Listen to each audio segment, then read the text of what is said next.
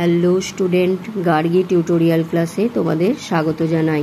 দেখো, এর আগে আমি তোমাদের বর্ষা বর্ণনম থেকে পার্ট 3 প্যাটার্ন দিয়েছিলাম, কোশ্চেন প্যাটার্নগুলো দিয়েছিলাম। এখন আমি তোমাদের দিয়ে দিচ্ছি পার্ট 4-এর কিছু কোশ্চেন প্যাটার্ন। দেখো, এখানে স্তম্ভ মেলানো এরকম থাকবে, একটা স্তম্ভের সাথে আরেকটা স্তম্ভ তোমাদের মেলাতে হবে। তাহলে দেখো, এখানে দেওয়া আছে মেঘের, কর্পূর সিক্ত জলের মতো, কেতকী ফুলের, এগুলো হচ্ছে ক স্তম্ভের মধ্যে। আর খ স্তম্ভের মধ্যে আছে গন্ধবাহী, উদর, শীতল।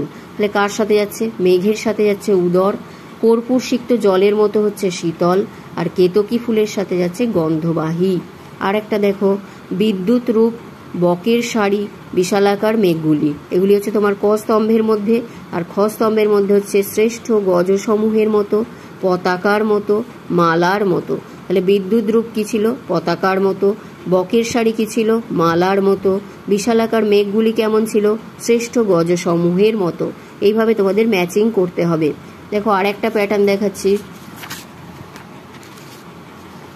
সত্য মিথ্যা ধর্মী।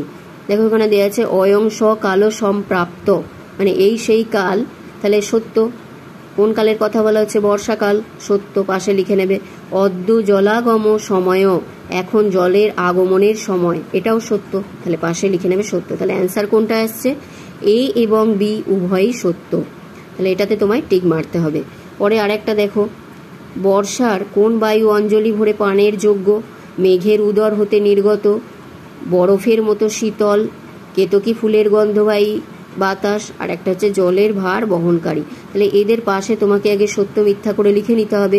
যেমন এটা সত্য, এটা সত্য, মিথ্যা মিথ্যা, এভাবে লিখে নিতে হবে। তারপর তুমি দেখো অ্যান্সার কোনটা আসছে তোমার।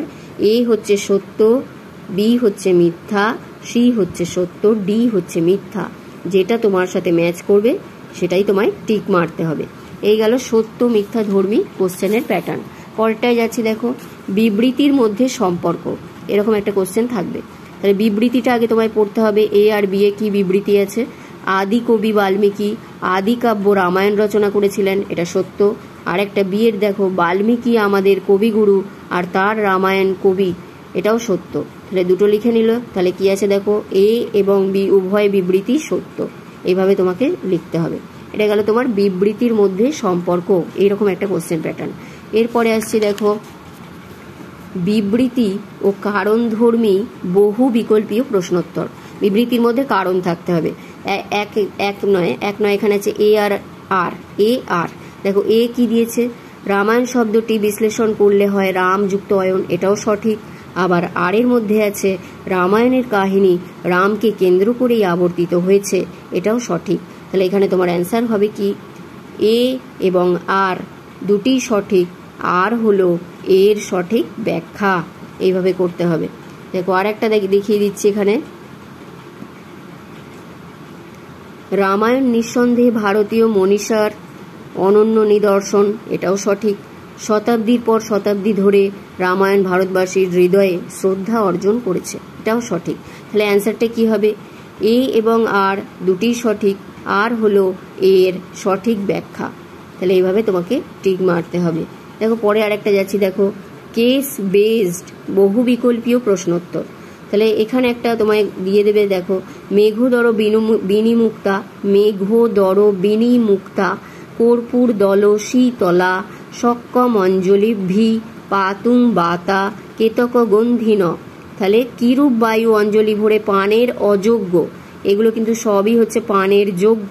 তাহলে এখানে বলছে পানের অযোগ্য কোনটা, ঘুরিয়ে দিয়েছে প্রশ্নটা। তাহলে তোমার দেখো এখানে আছে মেঘের উদর হতে নির্গত বায়ু, এটা পানের যোগ্য। কর্পূর সিক্ত জলের মতো শীতল বায়ু, এটাও পানের যোগ্য। কেতকী ফুলের গন্ধবাহী বায়ু, এটাও পানের যোগ্য। তাহলে কোনটা পানের অযোগ্য? মাটির সোঁদা গন্ধবাহী বায়ু, এটা দেওয়া নেই বইয়ে, তাই এটা পানের অযোগ্য। তাহলে এটাই হচ্ছে তোমার অ্যান্সার। তাহলে এইরকম অনেকগুলো দিয়ে দেবে, খুঁজে বার করতে হবে কোনটা তোমার অ্যান্সার। এইটাকে বলা হচ্ছে কেস বেসড বহু বিকল্পীয় প্রশ্নোত্তর। এরপর দেখো আরও একটা আছে, আরও একটা প্যাটার্ন হলো রেখাচিত্র ভিত্তিক প্রশ্নোত্তর। এই রেখাচিত্র ভিত্তিক প্রশ্নোত্তরের মধ্যে তোমাকে এইরকম 4টে দিয়ে দেবে, কোনটা সঠিক তোমায় খুঁজে বার করতে হবে। যেমন দেখো এখানে দেওয়া আছে রচয়িতা বাল্মীকি, উৎস মহাভারত, কাণ্ড কিষ্কিন্ধা, স্বর্গ 28। আবার এখানে দেখো রচয়িতা বাল্মীকি, উৎস রামায়ণ, কাণ্ড সুন্দর, স্বর্গ 24, এইভাবে অনেকগুলো দিয়েছে। এর মধ্যে এইটাই সঠিক। দেখো রচয়িতা বাল্মীকি, উৎস মহাভারত, মহাভারত থেকে নেওয়া হয়েছে, কিষ্কিন্ধা কাণ্ডের অন্তর্গত এবং 28টি স্বর্গ, সব কটা মিলে যাচ্ছে, অর্থাৎ ক হচ্ছে অ্যান্সার।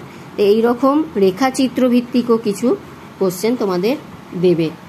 এই গেল তোমাদের বর্ষা বর্ণনা থেকে যতগুলো কোশ্চেন প্যাটার্ন আছে আমি সবই দেখিয়ে দিলাম। তাহলে হয়ে গেল আমাদের বর্ষা বর্ণনাম। নেক্সট ভিডিও আসছে অন্য কিছু নিয়ে, তোমরা অপেক্ষা করে থাকো। আর এই ভিডিওটা যদি ভালো লেগে থাকে তাহলে তোমরা লাইক করে দিও আর চ্যানেলটাকে সাবস্ক্রাইব করে নিও। ওকে, বাই।